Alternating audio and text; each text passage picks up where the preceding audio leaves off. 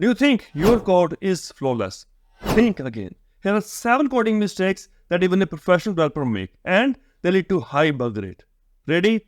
Let's dive right in. And the first is magic numbers. So what exactly is magic number in code? A magic number is a hard-coded value in your code base that might have to be changed later, but it's really difficult to change it throughout your code base. For example, consider a method that sets a user's password with a minimum length of 7 characters. Here the number 7 is a magic number because it's not a standard or based on any conventions. It's chosen based on the specific requirements. You now have to replace the magic number 7 in all the places, and you are very likely to miss it. You might consider using find and replace functionality. So you can replace very easily number 7 with 12. But trust me, it has many adversities. For example, let's say you have another area where you set the number of weekdays. If you change 7 to 12, the entire system could collapse. And the second mistake is trying to be clever by skipping code reviews because you think you know everything. You might think code reviews are a waste of time, but they provide a second pair of eyes that can catch mistakes you might have missed. Of course, technically anyone can skip the code reviews, but later on they have to pay the price in the form of production issues or tech debt.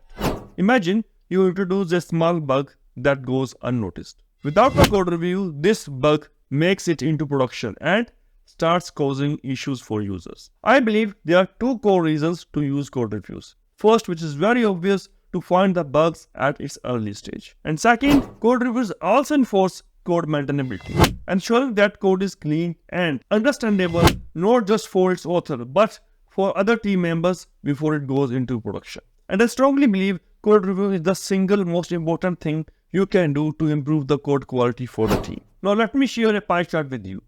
This chart highlights the significant role of peer review. Study shows 60% of defect caught by peer reviews and avoidable rework like technical debts, with 40% effort on avoidable rework, and it's possible just because of code review.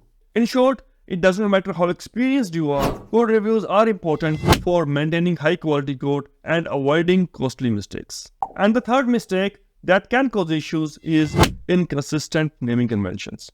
So why naming conventions are so important? Standard naming conventions can make your code more readable and more maintainable.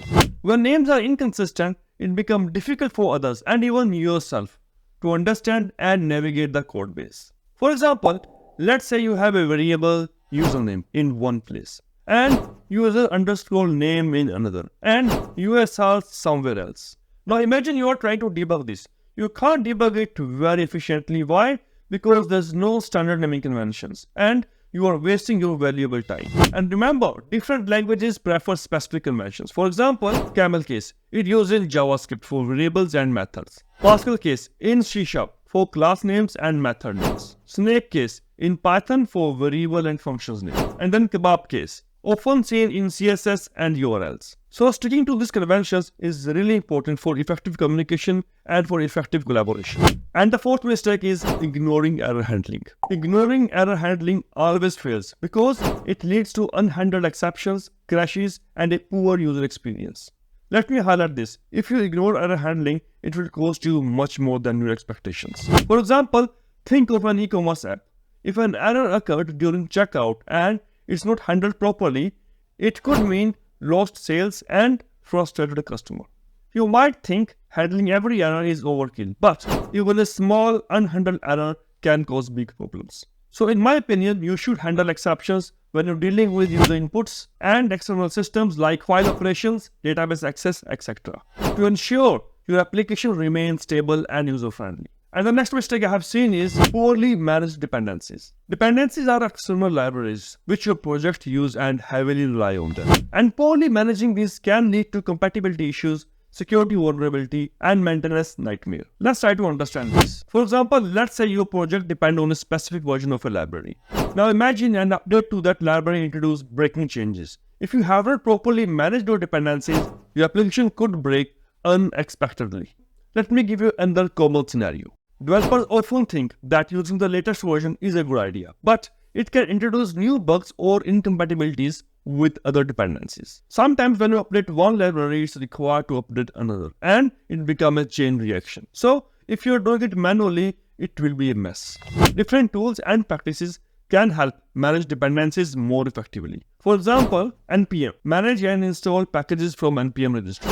pip, install and manage Python packages. And NuGet, manage .NET package libraries and tools. And the list goes on, but hope you get an idea. So, managing these libraries using the right tool is really important. The next mistake is unvalidate user input. Validating user input ensures that the data your application process is clean, safe, and expected. And if you ignore this step, it can lead to security issues and corrupted data.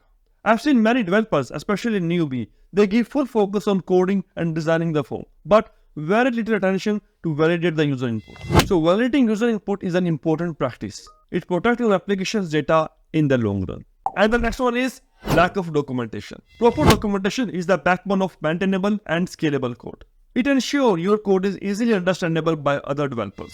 Skipping this step can lead to confusion, errors, and a steep learning curve for anyone who is trying to work with your code.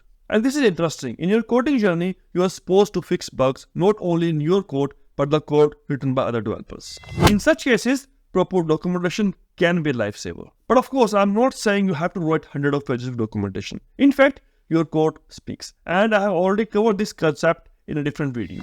Top 7 ways to document your code. I hope it helped, and thank you for watching.